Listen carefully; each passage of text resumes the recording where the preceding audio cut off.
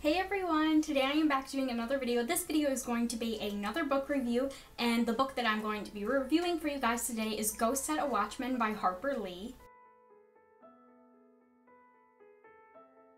Now, Go Set a Watchman was released or published earlier this year, and it's kind of like a sequel, or maybe more like a continuation of To Kill a Mockingbird, also by Harper Lee. And this book, Go Set a Watchman, was written by Harper Lee back in the 1950s, but she never released this book or published this book because she didn't expect To Kill a Mockingbird to be so popular and to be such like a classic book. So she never published this book. The only book she ever published was To Kill a Mockingbird. And earlier this year, just as Harper Lee got older, she had to be placed in a nursing home or like an assisted living center, something like that. And I believe, I'm guessing it's her family, I'm hoping it's her family, was going through her house and they happened to find this book, Go Set a Watchman, and they ended up publishing it. Yeah, that's pretty much how this book came about. It's been written so many years ago and it hasn't been published until now, which I think is just kind of cool. So yeah, I was super excited to hear that this book was going to be coming out, and I was super excited to get my hands on it and read it because I really enjoyed To Kill a Mockingbird. I read that book in school, which I'm sure a lot of schools do that. I read it my freshman year of high school. I'm guessing that's when a lot of schools usually read it. It might vary, but anyways, it was one of my favorite books that I ever read while I was in school, and we also watched the movie, which I thought was so cool. I really enjoyed it. So I was super excited to read Go Set a Watchman. Okay, so just to give a brief summary of this book, it takes place after To Kill a Mockingbird. So Jean Louise, or Scout, how she's mostly known as, I believe, in To Kill a Mockingbird. Basically, Scout comes back home to visit her father. I believe she's living in New York to go to school or something like that. I apologize, it's been a few months since I read this book, so don't quote me on those details. I hope I have them right, but it's something like that. I believe she's living in New York to go to school or something like that. So anyways, she comes home to visit her father and just her family in general while she's on break from school. So now that she's home for like a week or two, she's just with her family and just kind of going the flow with that, and she kind of reunites with Henry, which I believe was like her childhood friend, but they kind of like each other, and there's like talks of like marriage, and there's like a bunch of drama with that because Scout's aunt doesn't like Henry because he's kind of like redneck. I believe she quoted let me read my notes, redneck trash or something like that. So there was a bunch of drama with that. So it just kind of goes into all that, and just Scout being with her family, being back home.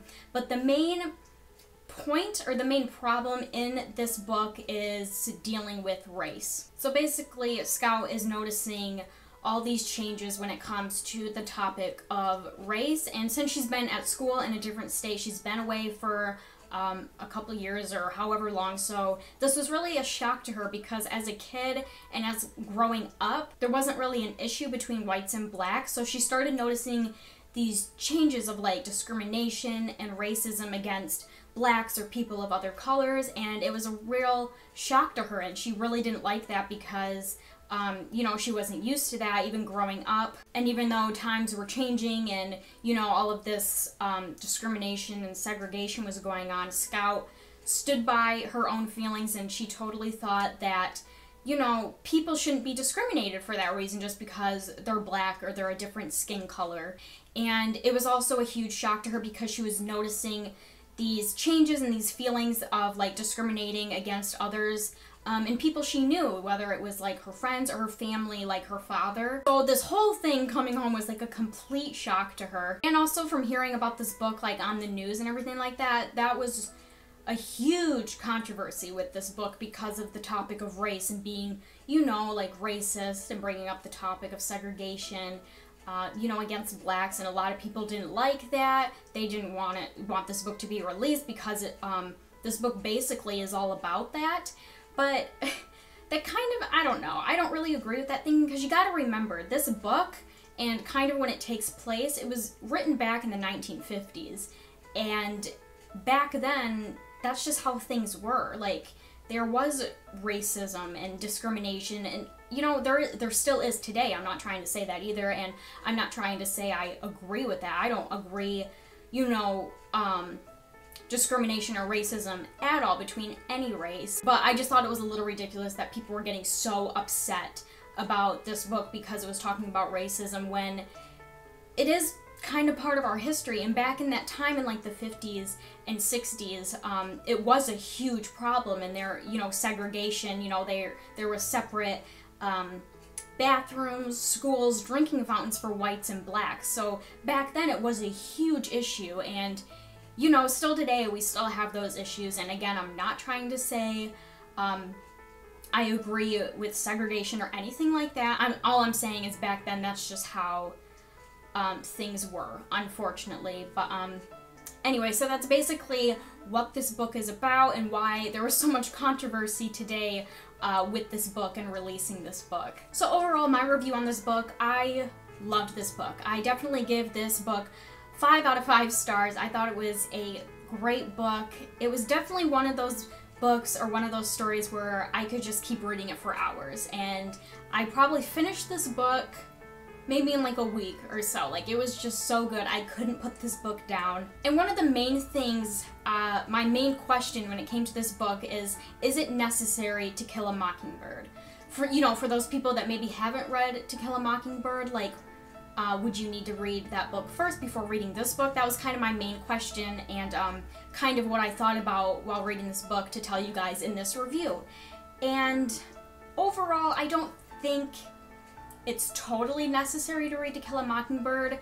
I mean, even though this book takes place after To Kill a Mockingbird, and in this book it does give, you know, a few flashbacks of like when Scout's childhood, when she was a child, and things like that. So it does give a little bit of flashbacks, but at the same time, I feel like if you haven't read To Kill a Mockingbird and you ended up reading this book, I don't think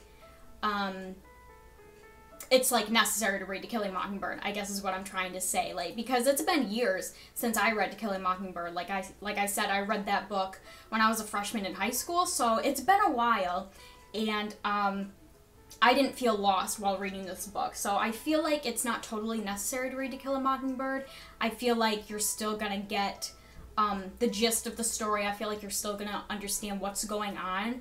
But I definitely recommend still reading To Kill a Mockingbird first, if that's something you would like to do before reading this book. And my only downside to this book is I wish it was a little longer. Yeah, I just wish it was a little longer. I think the ending, I feel like it kind of ended abruptly. Like, I don't know, maybe there was supposed to be more to this story, or maybe there was supposed to be another book written. We don't really have those answers, but yeah, I kind of feel like it just ended really abruptly, so I feel like this story could have been a little bit longer, but overall, I still thought this book was an excellent book. Like I said, I could just keep reading this book for hours. I could never get bored of it, so yeah, I definitely recommend this book. Alright everybody, so that is it for this book review on Ghost Side of Watchmen by Harper Lee. I really hope you all enjoyed this video. If you did, please make sure to give it a thumbs up. And before I go, I want to give a shout out to a few of my new subscribers today. Jacqueline S, Amber F, Super Sarah X3, Maristal, Miranda and Crystal, Brianna G, Crystal C, the 2002 Monkey, and Connor D. I want to say hi to you guys. Thank you so much for subscribing to me and watching my videos. I really appreciate it, and I really hope you all enjoyed this book review. Alright everyone, so I'm going to get going for now. I really hope you all are having a wonderful day, and I will see you all in my next video. Bye everyone!